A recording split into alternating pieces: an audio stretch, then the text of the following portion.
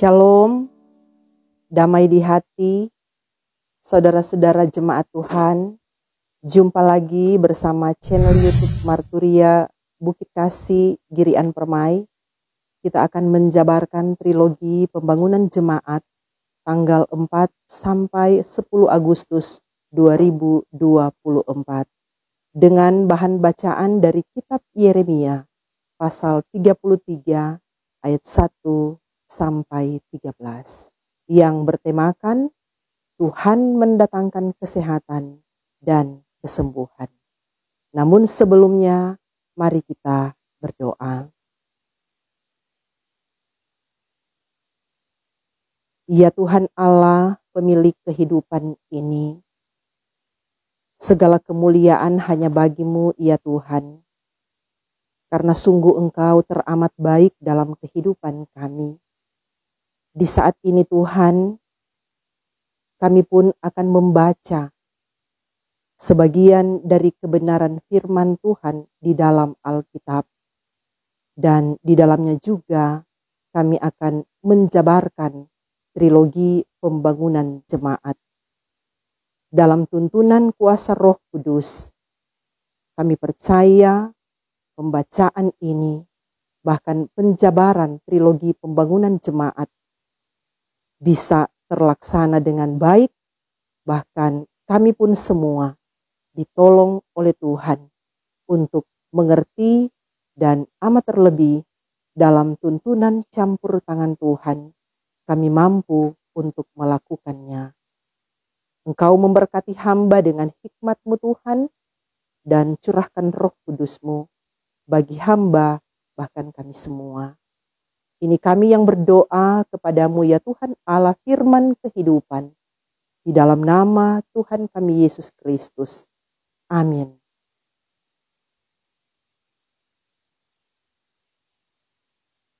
Yeremia pasal 33 ayat 1 sampai dengan ayat yang ke-13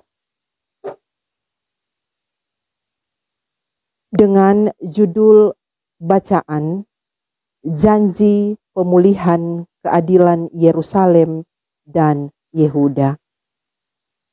Datanglah firman Tuhan untuk kedua kalinya kepada Yeremia ketika ia masih terkurung di pelataran penjagaan itu. Bunyinya, beginilah firman Tuhan yang telah menjadikan bumi dengan membentuknya dan menegakkannya. Tuhan ialah namanya. Berserulah kepadaku, maka aku akan menjawab engkau dan akan memberitahukan kepadamu hal-hal yang besar dan yang tidak terpahami, yakni hal-hal yang tidak kau ketahui.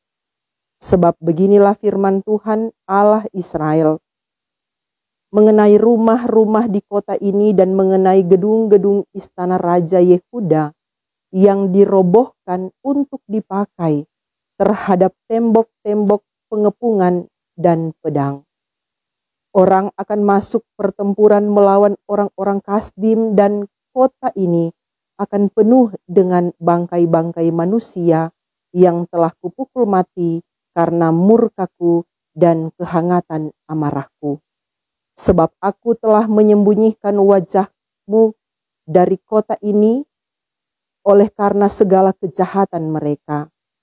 Sesungguhnya aku akan mendatangkan kepada mereka kesehatan dan kesembuhan, dan aku akan menyembuhkan mereka dan akan menyingkapkan kepada mereka kesejahteraan dan keamanan yang berlimpah-limpah.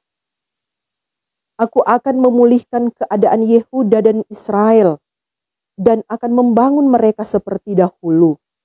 Aku akan mentahirkan mereka dari segala kesalahan yang mereka lakukan dengan berdosa terhadap aku. Dan aku akan mengampuni segala kesalahan yang mereka lakukan dengan berdosa dan dengan memberontak terhadap aku. Dan kota ini akan menjadi pokok kegirangan, ternama, terpuji, dan terhormat bagiku di depan segala bangsa di bumi yang telah mendengar tentang segala kebajikan yang kulakukan kepadanya. Mereka akan terkejut dan gemetar karena segala kebajikan dan segala kesejahteraan yang kulakukan kepadanya.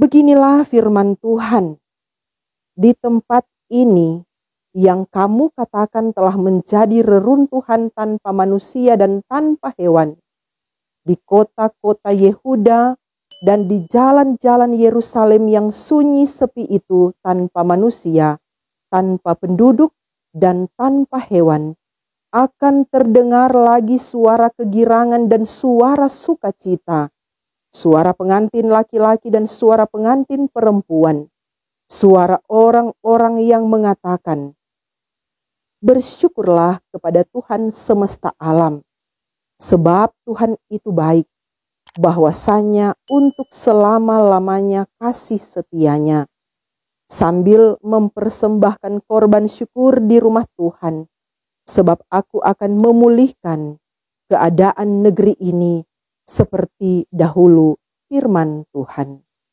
Beginilah firman Tuhan semesta alam. Di daerah ini yang sudah menjadi reruntuhan tanpa manusia dan tanpa hewan, dan di segala kotanya akan ada lagi padang rumput bagi gembala-gembala yang membaringkan kambing domba di situ.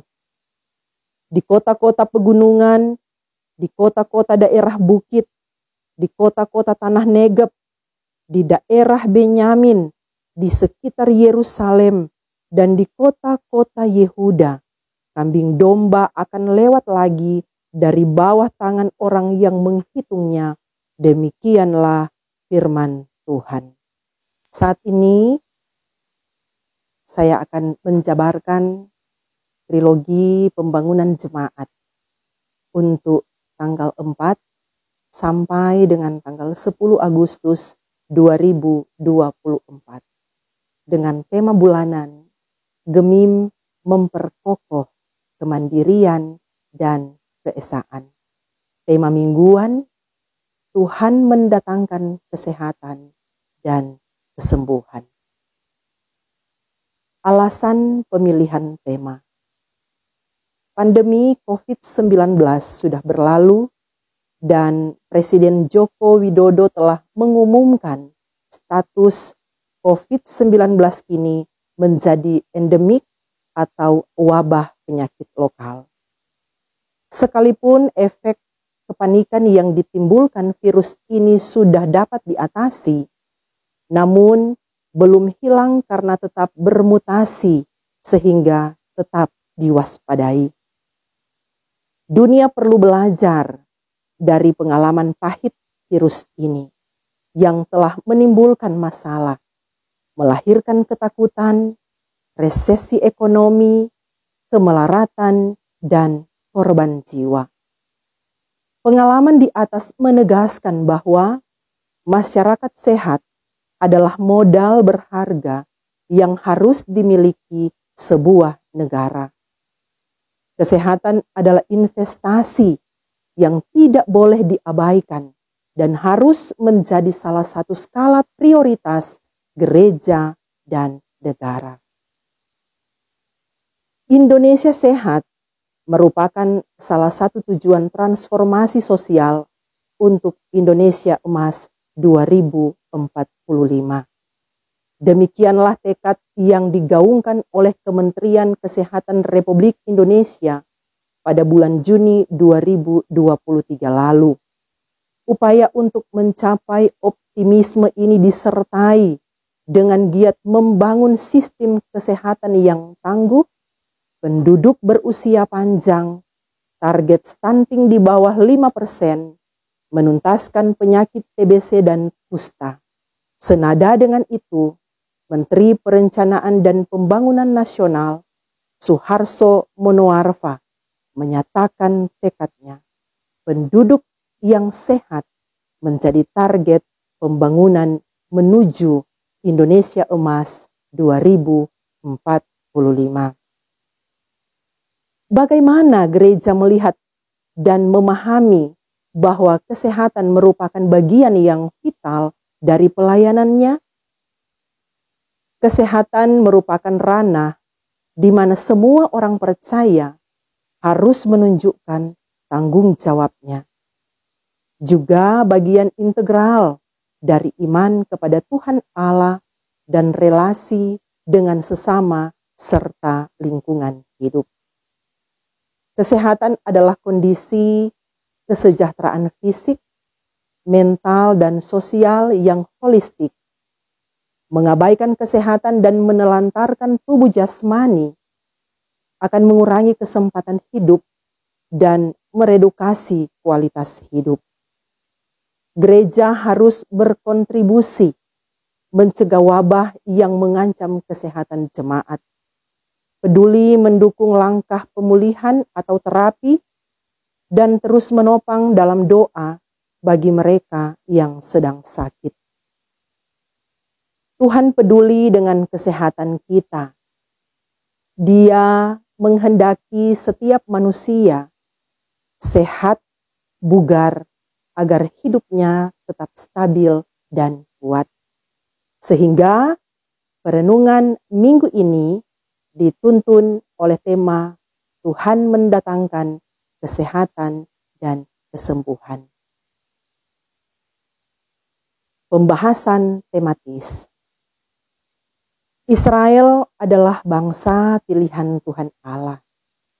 Predikat ini melekat di sepanjang sejarah Alkitab.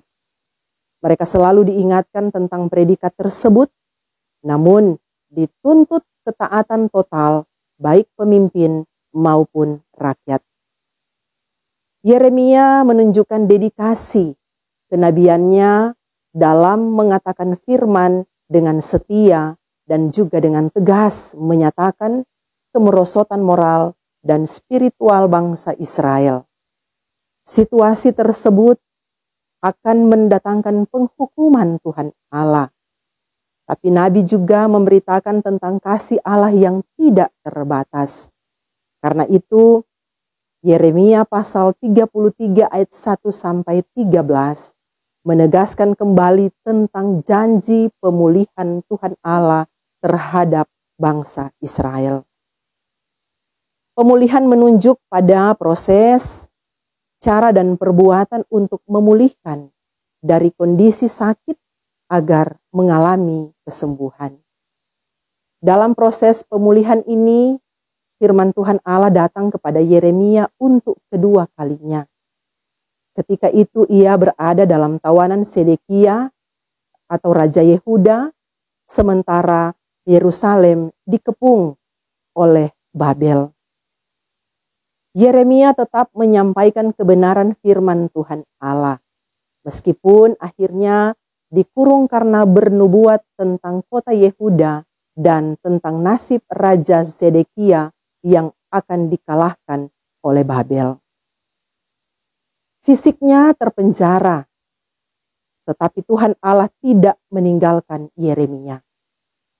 Tuhan Allah berfirman, meyakinkan Yeremia bahwa ia adalah pencipta bumi dan disuruh berseru kepadanya dan ia akan memberitahukan hal-hal besar yang tak terpahami, yang tidak diketahui. Tuhan Allah mengingatkan Yeremia bahwa kekuatan militer Yehuda sudah lumpuh. Rumah-rumah dan gedung-gedung istana dirobohkan. Orang-orang yang berperan melawan Babel akan mati. Hal ini menggambarkan bahwa tidak ada lagi benteng pertahanan menghadapi agresi tentara Kasdim. Kasdim adalah representasi dari kekejaman Babilonia. Kasdim adalah penduduk Babilonia Selatan, dikenal garang dan tangkas dalam merebut sebuah wilayah. Kekalahan dan kehancuran adalah ekspresi kemarahan Tuhan Allah yang menghukum. Dikatakan bahwa kota ini akan penuh dengan bangkai-bangkai manusia yang telah kupukul mati karena murkaku dan kehangatan amarahku. Orang-orang yang berperang melawan Babel akan mati terbuang. Kejahatan Yehuda tidak bisa lagi ditolerir. Kejahatan dan pemberontakan kepada Tuhan Allah adalah penyebab mereka mengalami kekalahan dan kehancuran. Sekalipun kejam perlakuan Kasdim, mereka hanyalah sarana Tuhan Allah menghukum umatnya. Penghukuman Tuhan Allah bukanlah tujuan akhir bagi Yehuda. Mereka butuh pemulihan dari kehancuran yang bertubi-tubi. Yeremia lantang menyuarakan langkah pemulihan atas inisiatif Tuhan Allah. Sesungguhnya, aku akan mendatangkan kepada mereka kesehatan dan kesembuhan. Teks ini berbicara tentang keutamaan kesehatan dan kesembuhan. Kebutuhan mendasar bagi Yehuda adalah kesehatan fisik setelah letih menghadapi perang, bencana, penyakit, kemiskinan, dan lain sebagainya. Demikianlah penjabaran trilogi pembangunan jemaat di saat ini, dan mari kita berdoa. Segala puji dan syukur, hormat, sembah, kemuliaan kami panjatkan kepadamu, ya Tuhan Allah. Bersyukur kami di saat ini Bapa, ketika Engkau Tuhan boleh menuntun akan pembacaan firman Tuhan dalam Alkitab. Di dalamnya kami telah menjabarkan trilogi pembangunan jemaat.